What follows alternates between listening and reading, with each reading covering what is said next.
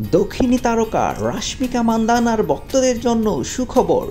সম্প্রতি সালমানের নতুন সিনেমার ঘোষণা এসেছে। সিনেমার নাম সিকান্দার। এই সিনেমায় সালমানের নায়িকা হচ্ছেন রাশমিকা।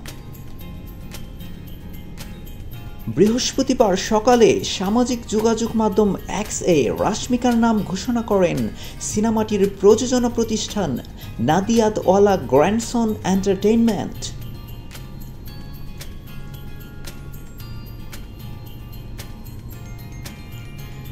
সাজিদ নাদিয়াদওয়ালা প্রযোজিত এবং আর মুরুগাদোস পরিচালিত সিনেমাটি মুক্তি পাবে আগামী বছরের ঈদে।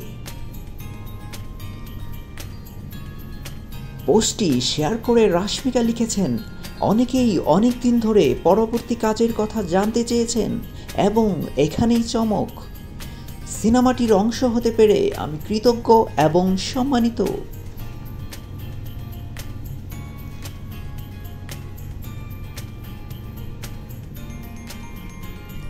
গুড বাই সিনেমা দিয়ে বলিউডে পা রেখেছিলেন রাশমিকা।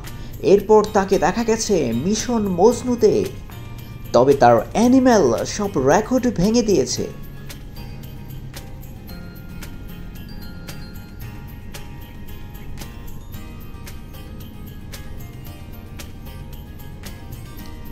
সিকান্দার ছাড়াও অভিনেত্রীকে এরপর দেখা যাবে ভিকি কৌশলের সঙ্গে সাভা সিনেমায়। এদিকে রাশমিকা শিগগিরই বড় পর্দায় আসছেন নতুন আরেকটি চমক নিয়ে, যেটার নাম পুষ্পা দ্য রুল। এটি 2011 সালের সুপারহিট ছবি পুষ্পা দ্য রাইজের দ্বিতীয় কিস্তি।